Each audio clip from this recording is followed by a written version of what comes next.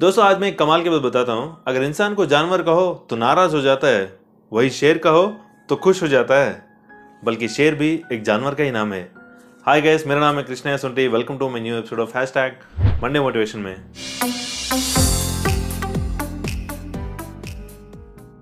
तो दोस्तों एक बार की बात थी, एक गांव में मास्टर जी थे जो स्कूल में पढ़ाते थे, जिनकी लाइफ में सब कुछ ठीक चल रहा था।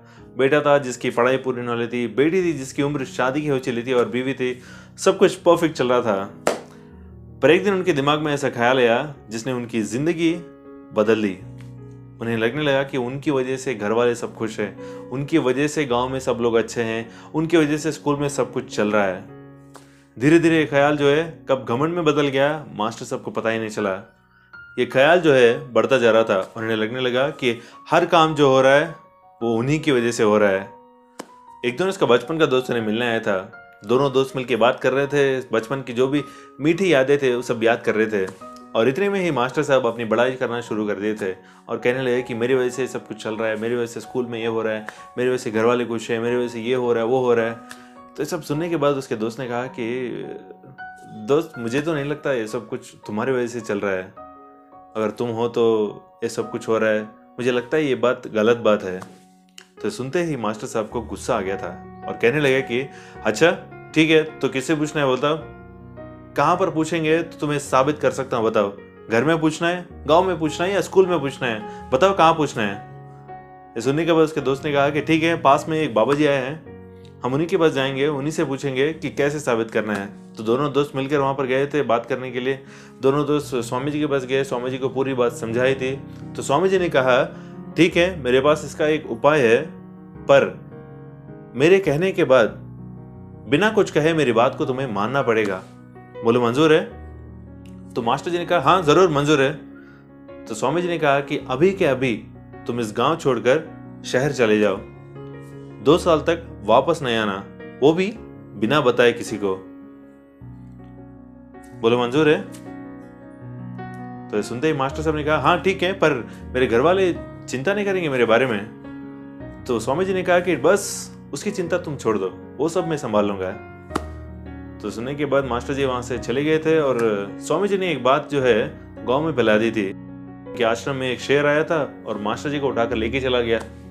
ये बात फैल गई पूरी गांव में और ये बात मास्टर जी की पत्नी और बच्चों को भी मालूम चला। तो उनके ऊपर दुख का पहाड़ टूट पड़ा था। घर में सब लोग दुखी हो गए थे।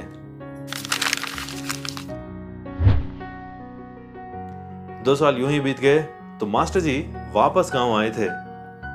तो घर आकर देखा तो घर में खुशी का माहौल था। ये सब देखकर मास्टर जी दंग रह गए थे और इन्हें लगा कि किसी के रहने से या ना रहने से किसी की जिंदगी में फर्क नहीं पड़ता। और अंदर चले गए और अपनी धर्मपत्नी को समझाए जो कुछ भी स्वामी जी ने सॉल्यूशन दिया था इसके बारे में, और माफी मांगी उनके घर वालों से और पूछा कि ये सब कैसे हुआ, ये सब खुशी का माहौल कैसे हुआ घर में। तो उनकी पत्नी ने बताया कि आप चले जाने के बाद गांव वालों ने हमारी बेटी की शादी की, सेठ जी ने हमारे बच्चे को काम पे लगा लिया, पढ़ाई पूरी होते ही हमारे बच्चे को सरकारी नौकरी लग गई थी और हम लोग धीरे धीरे उस संकट से उभर कर बाहर आए और अभी खुश हैं। ये सब सुनने के बाद मास्टर जी स्वामी जी के पास गए थे और कहने लगे कि महात्मा, मुझे समझ में आ गया कि किसी के रहने से या ना रहने से किसी की जिंदगी में फर्क नहीं पड़ता। तो स्वामी जी ने कहा वही बात मैं तुम्हें समझाने के लिए सब कुछ किया, क्योंकि घमंड राजा रावण का भी नहीं चला था। तो दोस्तों इस छोटी सी कहानी से पता चलता है कि हमें जिंदगी में कभी भी घमंड नहीं करना चाहिए और ऐसा मत सोचना चाहिए कि हमारी वजह से कोई खुश है और हमारी वजह से कुछ काम चल रहा है। दोस्त, आप रहे या ना रहे, लोग खुश रहेंगे, काम चलता रहेगा। तो वैसे वहम से बाहर आ जाइए। और घमंड रहना बहुत बुरी चीज है। लाइफ में मेहनत का भी मिलता है, किस्मत का भी मिलता है। किस्मत को हम बदल सकते हैं अगर हम अपने कर्म बदल दें। अगर आप ऐसे काम करेंगे जिससे कि आपको दुआएं मिले तो आपकी जिंदगी बहुत अच्छी हो जाएगी। मेरे दोस्त, पैसे तो बहुत सारे कमाते हैं, दुआएं कमाइए और अच्छे काम करते रहिए, अच्छा रिजल्ट आते रहेगा। और आशा करता हूँ इस छोटी सी कहानी आपकी जिंदगी में बदलाव लाएगी। और मिलते हैं अगले सोमवार सुबह 10 बजे मेरे YouTube चैनल पर।